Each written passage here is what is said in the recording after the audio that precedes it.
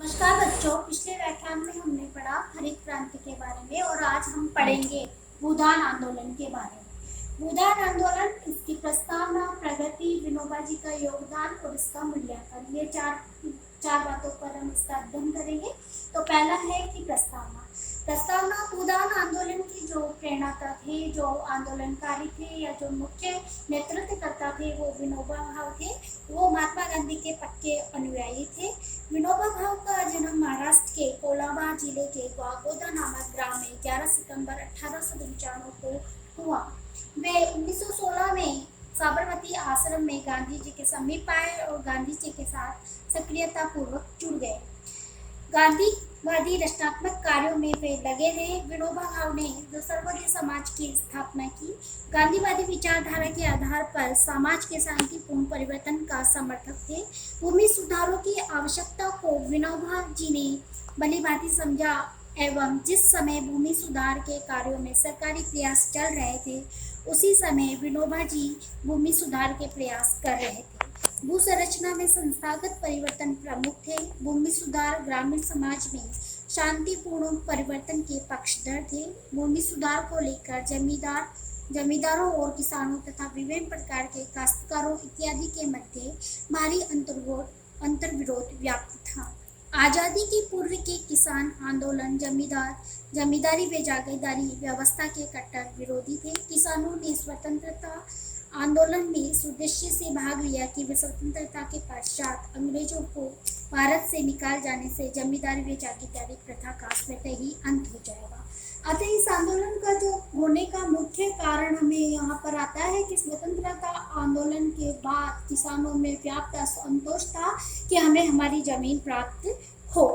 अतः विनोबा भावे ने जमींदारों को स्वेच्छा से अपनी भूमि का छठा हिस्सा भूदान में देने के लिए प्रेरित किए। उनके इसके पीछे का प्रमुख उद्देश्य यही था कि हिंसा और बल के आधार पर किसान जमींदारी की भूमि पर कब्जा न कर ले। ये तभी संभव था जब जमींदार स्वयं अपनी भूमि का एक हिस्सा दान में दे दे। अतः यहाँ पर हम पढ़ेंगे भूदान आंदोलन की प्रगति। भूदान आंदोलन का प्रमुख लक्ष्य शांतिपूर्ण तरीके से भूमि का बंटवारा करना था।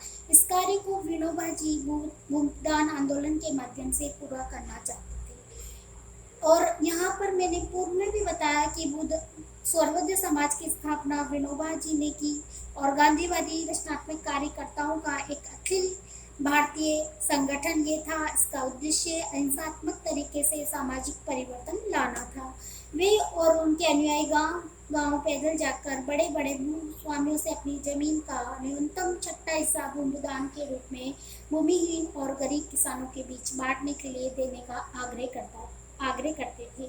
उनका उद्देश्य भूदान के माध्यम से कम 5 करोड़ एकड़ जमीन हासिल करना था, जो कृषि योग्य 30 करोड़ एकड़ जमीन का छठा हिस्सा बनता था। यह आंदोलन सरकार से स्वतंत्र था, किंतु राष्ट्रीय कांग्रेस व उनकी सरकार ने भूदान आंदोलन का पूर्ण समर्थन किया। सरकार का पूर्ण सहयोग इस आंदोलन को प्राप्त हो गया।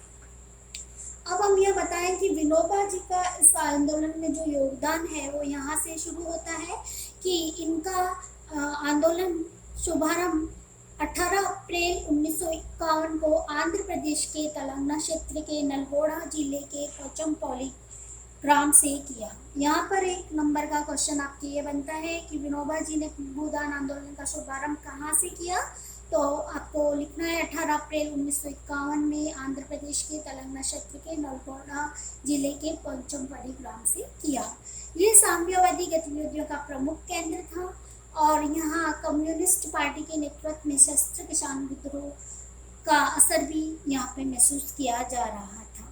इस आंदोलन के माध्यम से जो विनोबा जी ने बिहार से, उत्तर प्रदेश से, दिल्ली से और कुछ हद तक राजस्थान में इनको कम सफलता प्राप्त हुई, फिर भी इस आंदोलन ने काफ़ी भूमि प्राप्त कर ली थी। और इनके कार्यों से जो समाजवादी दल के प्रमुख क्रांतिकारी नेता थे जयप्रकाश नारायण, जिन्हें जेपी भी कहा है, वह प्रभावित हुए और उन्होंने जो अपनी सक्रिय राजनीति से संन्यास ले लिया और भूदान आंदोलन में सम्मिलित भी हो गए। विनोबा जी का जो भूदान आंदोलन का ये प्रभाव हुआ कि जयप्रकाश नारायण ने इस अहिंसक क्रांति के लिए लगभग 6,000 कार्यकर्ताओं के साथ जीवन दान का व्रत लिया। जमीन के दाम गिनने लगे। जमींदार स्वयं विनोबा जी के पास आते और हाथ जोड़कर भूमि का छठा हिस्सा स्वीकार करने के लिए आग्रह भी करते। अतः यहाँ पर जो बिहार में हुआ, बिहार में काफी हद तक विनोबा जी को सफलता प्राप्त हुई थी और काफी एकड़ उनको जमीन भी प्राप्त हुई थी। इस आंदोलन की जो सफलता और असफलता का दोनों की जानकारी हमें प्राप्त मिलती है। विनोबा जी ने उड़ीसा, आंध्र प्रदेश, तमिलनाडु, केरल व कर्नाटक राज्यों में भी पद यात्रा की और अल्प मात्रा में भूमि दान प्राप्त किया। मैंने पहले भी बताया कि राजस्थान में विनोबा अधिक सक्रिय नहीं हुए, किंतु सर्वाधिक कार्यकर्ताओं, सर्वोदय नेता गोकुल भाई भट्ट एवं सिद्धराज डड्डा के नेतृत्व में भूदान और ग्रामदान आंदोलन का संचालित किया गया और 1955 के अंत तक भूदान के अंतर्गत कुल 40 लाख एकड़ भूमि प्राप्त हुई। ये वांछित लक्ष्य का लगभग 8वां हिस्सा था। अब हम कहते हैं कि भूदान आंदोलन का मूल्यांकन किस प्रकार रहा, तो हम यहाँ पर पॉइंटों में डालते हैं कि भूदान आंदोलन का जो सबसे पहला मेन पॉइंट है कि संभावित कृषक हिंसा को रोकने में ये सफल रहा। लेकिन दूसरा पक्ष ये भी है ये कि ये आंदोलन अपने लक्ष्य की पूर्ति में वांछित सफलता प्राप्त नहीं कर सका। क्यों? क्योंकि भूमि सुधारों में सामाजिक परिवर्तन का शांतिपूर्ण विकल्प देश के समक्ष प्रस्तुत नहीं किया गया। भूदान में अधिकांश ऐसी भूमि प्राप्त हुई जो खेती करने योग्य नहीं थी। इस विवादास्पद भूमि भी सम्मिलित थी जो लंबे वर्षों तक मुकदमे में फंसी हुई। इस आंदोलन को जो जितनी भी एकड़ जमीन प्राप्त हुई वो कार्यकर्ताओं, नेताओं के आलसीपन व लापरवाही से निकलती गई। इस आंदोलन का संचालन हेतु गांधी स्मारक निधि से आर्थिक सहायता भी प्राप्त हुई। भूदान समितियों के द्वारा प्राप्त धन का ठीक ढंग से लेकिन आंदोलनकारियों ने हिसाब तक नहीं रखा।